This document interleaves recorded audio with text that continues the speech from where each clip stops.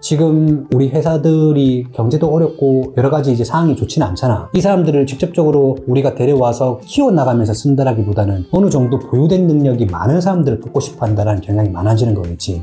그래서 이게 실제 2025년 채용 트렌드에 롤플레이가 나왔다는 말은 뭐냐면 보유된 능력을 가지고 와라. 우리가 가르쳐준다라기보다는 어느 정도 능력을 보유한 채로 가지고 와라. 그런 느낌의 채용 과정 바뀐다. 그렇게 볼 수 있을 것 같아요.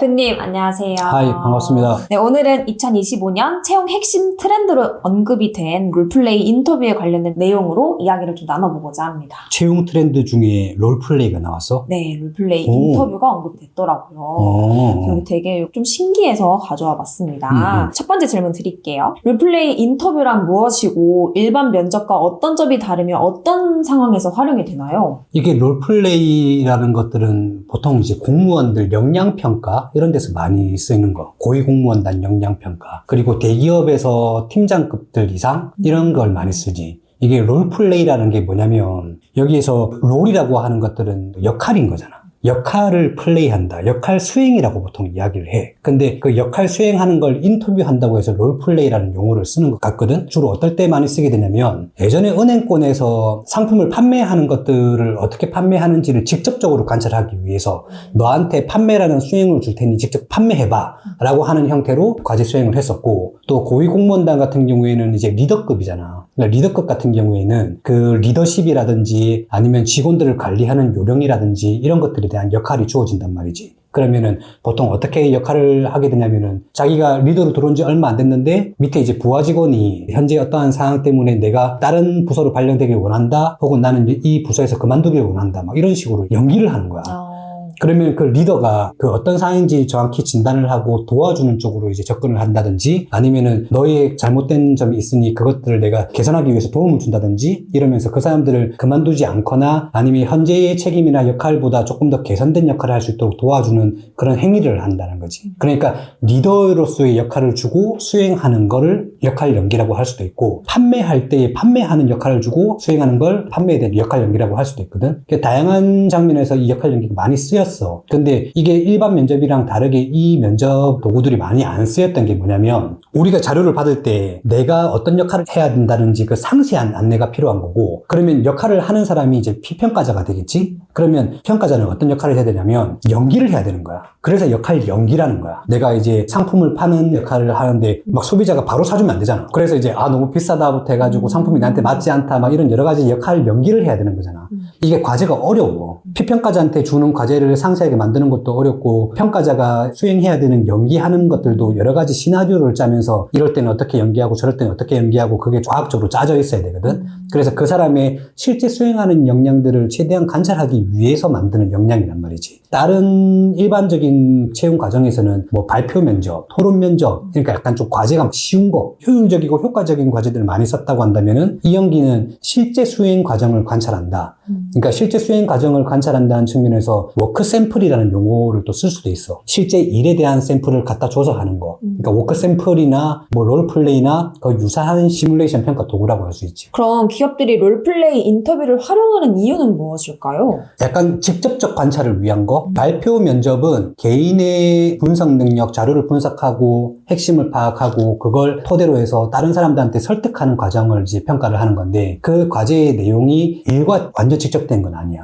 왜냐면 우리가 신입 채용들을 할 때는 그 사람은 전공 지식은 알고 있겠지만 각 회사별 업무에 대한 지식은 많지 않잖아. 그렇기 때문에 그 역할 수행이라고 하는 것들은 쉽지가 않지. 왜냐면 일도 배우지 않고 전공 지식 수준만 있는데 어떻게 역할 수행을 하겠어. 그래서 그런 측면에서 발표 면접이라는 건 약간 비직접적 개인의 능력을 보는 평가라고 할 수 있는 거고, 토론 면접 같은 경우에는 실제 우리 부서와 딴 부서 아니면 우리 팀과 딴 팀이 뭐 협력해 나가는 과정들을 유사한 상황을 만드는 거지. 그래서 관찰하는 건데, 그것도 뭐 우리 부서에서 어떤 이제 소상공인 지원을 해야 되고 여기에서는 예산처가 있고 막 그런 걸 협상하는, 일과 관련된 협상은 바로 못 한단 말이지. 그래서 그 유사한 과제를 만들어가지고 신입 직원들은 평가를 하는데, 지금 이 역할 연기가 많아진다라는 것들은 뭐냐면, 내가 볼 때는 실제 수행 과정에 대한 직접적 확인, 평가 이런 것들이 조금 더 필요하다. 이전에 했던 평가들보다는 이제 조금 과제를 좀 힘들게 만들더라도 직접 수행할 수 있는 능력이 어느 정도인지를 관찰하기 위해 이런 평가를 해야 되겠다라는 거고, 그걸 원인을 보자고 한다면은 지금 우리 회사들이 경제도 어렵고 여러 가지 이제 상황이 좋지는 않잖아. 이 사람들을 직접적으로 우리가 데려와서 키워나가면서 쓴다라기보다는 어느 정도 보유된 능력이 많은 사람들을 뽑고 싶어 한다라는 경향이 많아지는 거겠지.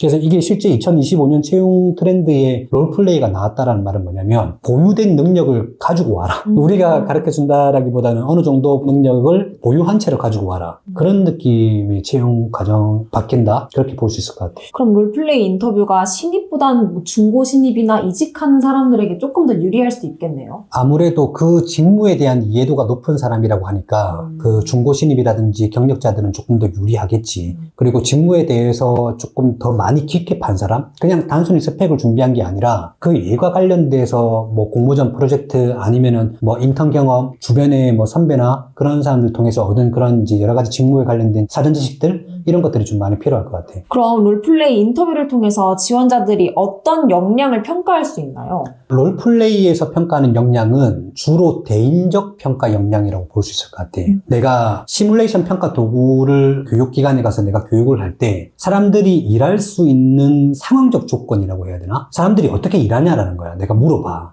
그러면 사람들이 일하는 방식에 세 가지 방식이 있어. 첫 번째가 우리가 회사에 들어가게 되면 내 자리가 없는 경우는 별로 없잖아. 그 일이라는 게 노트북이라든지 컴퓨터를 앞에 두고 내가 컴퓨터를 활용해서 일하는 개인적인 일을 하나 하는 게 있어. 개인의 능력을 평가할 수 있는 그 개인적인 일이 있는 거고, 그건 보고서 작성이라든지 논술 평가라든지 이게 개인의 능력을 평가할 수 있는 시험인 거야. 그리고 우리가 일을 하다 보면 혼자서만 일하나? 우린 개인 사업자가 아니잖아. 그러면 내가 무언가를 만들었어. 그러면은 내가 상급자한테 뭔가를 보고를 해야 되잖아. 그럼 대인에 대한 능력인 거야. 대인이라고 하는 것들은 나와 상급자 한 명일 수도 있고 나와 집단이 될 수도 있긴 해. 어쨌든 대인이야. 그리고 그 역할 연기라는 것들은 개인의 능력 플러스 남들한테 보여주는 능력, 그리고 실제 다른 사람한테 내가 일을 하는, 수행하는 모습을 보이는 거, 그것들을 평가한다라는 거지. 그리고 마지막 하나 남은 게 이제 우리 토론 면접과 관련된 건데, 그 집단에서 일하는 모습인 거야. 집단이라고 하는 건 내 팀이 있고 다른 팀이 있잖아.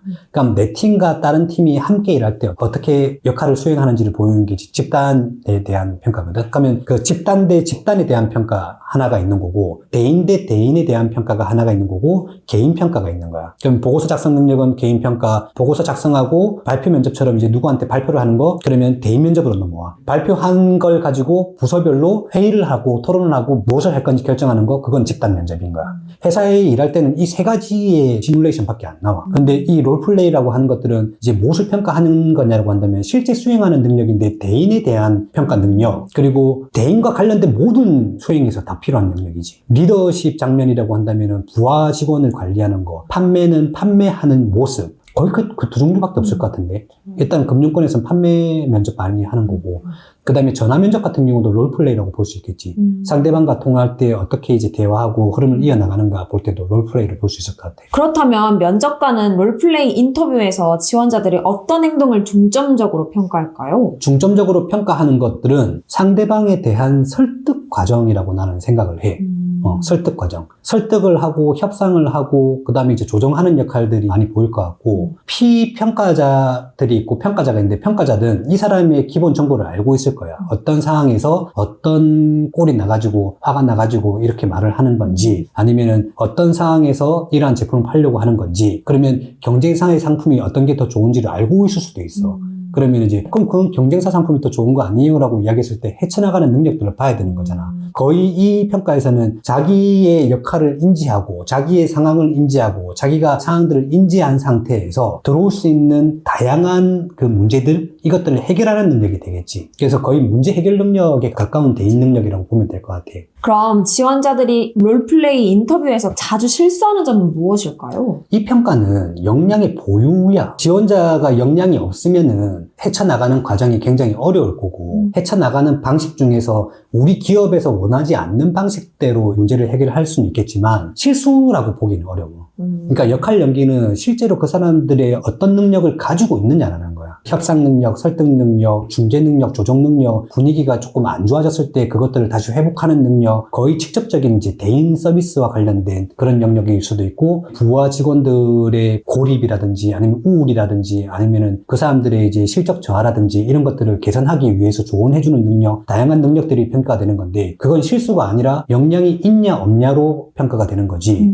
실수한다라고 보기는 힘들어. 그래서 이 역량 평가가 어려운 거야. 일반 신입사원 채용에서는 이런 역량 평가가 잘 안 이루어졌다고 보면 되는 거지. 근데 이 역량평가를 했다라는 건 진짜 역량평가 제대로 해보겠다라는 분위기가 온 거고, 롤플레이, 인터뷰 뭐 여러 가지 용어로 쓰지만은 그냥 역할 연기, 평가자는 연기를 해야 되기 때문에 연기라는 말이 들어가는 거고, 롤플레이라고 할 때 역할 연기 면접, 그 다음에 워크 샘플 면접 이런 식으로 이제 우리가 주로 쓰는 용어가 있거든.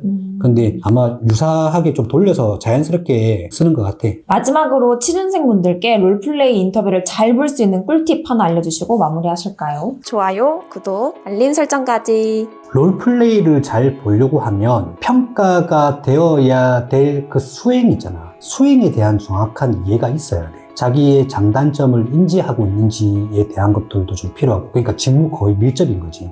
그리고 상황적인 요소들도 많이 들어가는데, 예를 들어서 뭐 리더십, 코칭 이런 것에 대한 경력직 평가라고 한다면 실적이 저하된 직원의 개선 조치가 될 수 있을 거고, 그 다음에 지원 조치가 될 수 있을 거고, 그리고 이 사람이 잘못된 길로 빠졌을 때 좀 혼낼 수 있는 과감성도 좀 필요할 거고, 리더로서 수행할 수 있는 정말 많은 역량들이 있는데, 그러한 역량들에 대한 상황을 알고 있어야 되거든. 리더는 쉽게 될 수 있는 게 아니란 말이지. 그래서 고위공무원단 역량평가에서 이런 거 쓴단 말이야. 자기가 직급이 높은 뭐 상급 2급이라 하더라도 이 역량이 없어버리면 안 되는 거야. 그래서 이거는 정확한 직무에 대한 이해와 그 직무에서 요구하는 역량을 알아야 되는데, 그 직무에서 요구하는 역량은 기업마다, 상황마다, 직급마다 다 또 다를 수 있는 거고, 그래서 이걸 준비를 잘 하려고 한다면 직무에 대해서 파헤쳐야 되고, 직무에 대해서 어떤 상황이 발생을 하고 어떤 행동이 좋은 행동인지에 대한 기본적인 개요, 그런 것들은 틀을 가지고 있어야 돼. 아주 어려운 면접일 텐데 만약에 잘 봐야 된다고 한다면은 쉬운 팁은 없을 것 같고, 지원자들이 역량 사정을 다 이해하고 있는 건 아니기 때문에 그 역량별로 필요한 행동 지표라는 게 있거든요. 만약에 내가 평가를 받는 위치가 상급자로서의 역할을 수행해야 된다라고 한다면, 그 상급자로서 역할 연기를 할 때 부하 직원에 대한 이제 갈등 관리라고 한다면, 그 갈등 관리에서 어떤 행동을 해야 좋은 갈등 관리인지, 리더십을 발휘해야 된다고 한다면 어떤 리더십을 발휘해야 좋은 리더십인지, 이런 것들을 물어볼 수가 있어. GPT한테. 역량평가라는 것들은 보통 미국, 영국에서 이제 태생으로 해서 우리나라에 넘어왔고, 그 자료들이 우리나라에 있는 자료도 지금 굉장히 많이 됐지만 거의 20-30년밖에 안 됐거든. 근데 거기에는 60-70년이 됐단 말이야. 자료가 더 많을 거야. 그래서 GPT에 검색을 한다면은 리더십에서 좋은 행동 지표, 기대 행동은 무엇인지를 알려달라고 해가지고, 이런 상황이었을 때는 이런 행동을 보여줘야 되겠네, 저런 상황이었을 때는 내가 저런 말을 해야 되겠네, 이런 것들을 짐작해서 갈 수 있을 거야. 아주 어려운 면접이에요. 이상입니다.